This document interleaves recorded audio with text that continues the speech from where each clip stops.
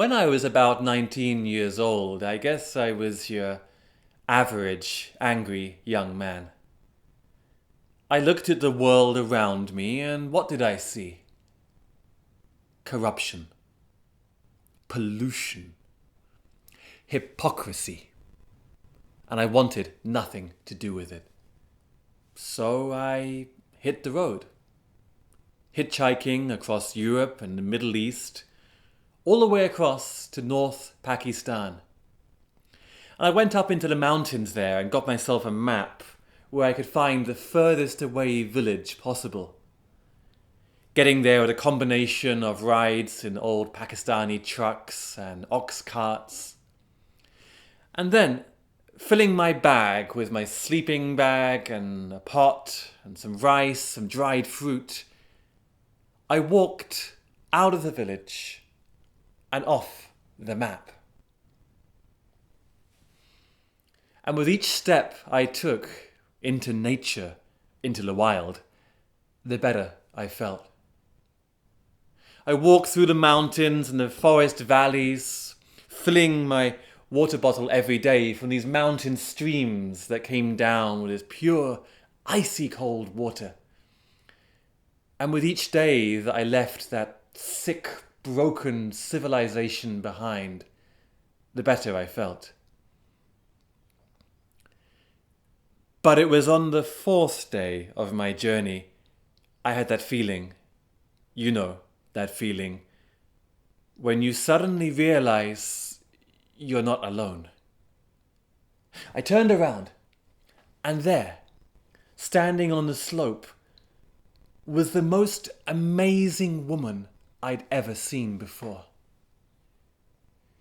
She had dried flowers plaited into braids that fell down across her body down to her waist, where she wore a kind of rough leather skirt.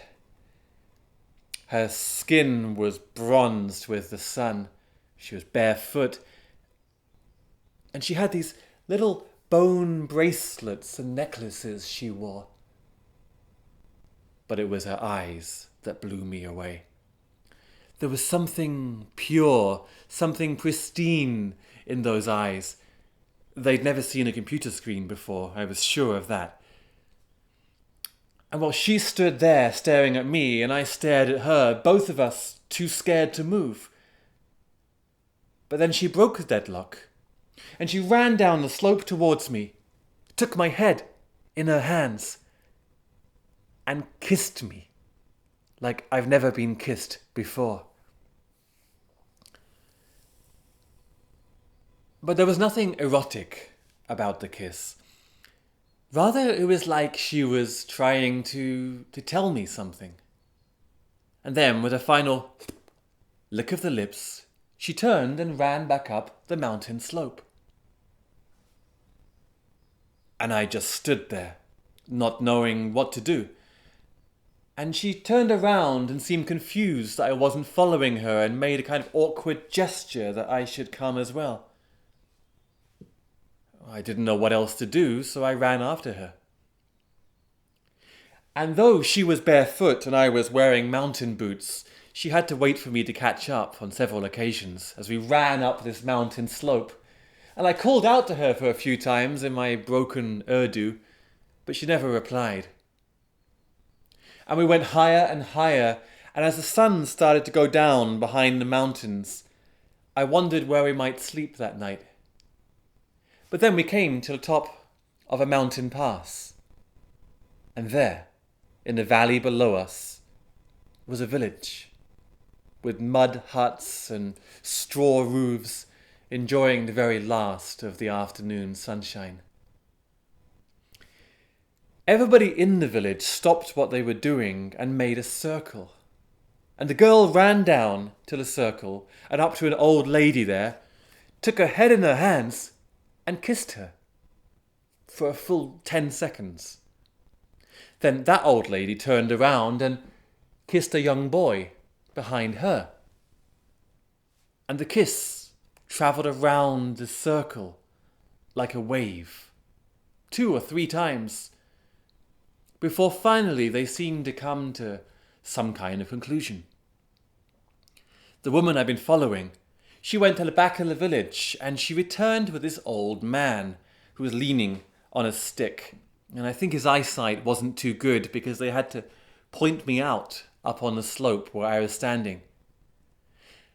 And then, in a hoarse, broken voice, he called out for me to come and join them. And I realized it was the first time I'd heard anybody speak since I arrived. I walked down the slope in a kind of a dream. And I let myself be led into one of the mud huts, and I was sat down with straw mats, and tea was brought for us. And the old man began to explain the story of this village. He told me that once this village had been like any other, full of the usual misunderstandings and disagreements, the same jealousies, the same struggles to just get along, and nobody could understand why it was so because, well, they knew they were basically good people at heart. And so they asked the village shaman to find out what was the matter. The shaman headed up into the mountains, the highest peaks there around. And for 3 days and 3 nights, he sat there in the ice and the snow, meditating, not eating, not sleeping, and drinking only the snow that he could melt in his hands, while the winds of the mountain whipped around him, until the spirits finally spoke to him. He came back into the village trembling with revelation, and he announced it was the air that was to blame.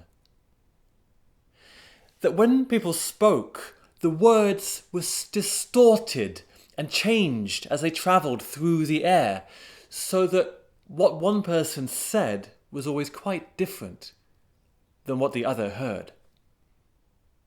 And the answer, the shaman said, was that for 1 day of every week, nobody should say a single word. Instead, they should learn to communicate through a kiss. Lip to lip, nobody could hold back what they were feeling. And it worked so well that the second year they increased it to 2 days a week, and the third year to 3, until after 7 years, nobody ever needed to say another word again. Now, I was struggling to understand this story, and to be honest, my Urdu wasn't that good. But then the old man leaned across the table, took my head in his hands, and told me the story again. This time, through a kiss. He didn't have many teeth left, and I think he'd been eating onions earlier in the day. But still, somehow, I felt like the story went in on a deeper level than before. I spent 2 months living there with the kissing tribe, learning their ways. Every time there was a newborn baby in the village, everybody would gather round to give it its first kiss into their world, into their tribe. And likewise, when somebody was dying, all who had been close to that person would walk one by one into the hut to give them their farewell kiss, to take into the life that is to come. I was learning so much, and yet, well, for one thing, it grew so cold at night I couldn't sleep, even though they gave me extra blankets. I guess I just wasn't as tough as they were. And I also began to ask myself if I really belonged there, if perhaps I hadn't left my world behind a bit too fast. Well, I'm a traveller. And I think real travellers never really say goodbyes. We're much more about saying hello. So I got up early one morning before the sun rose and packed my bags to make a quiet exit. And I walked out of my hut and found the entire village gathered waiting for me. And they'd felt it in my kisses, of course, that I was planning to leave. You couldn't hold back anything from these people. It took me 2 hours to get out of there, before finally I walked back up the slope, back towards that sick, broken civilization I'd left behind, to see if maybe I could do my part in helping heal it. If only through a kiss.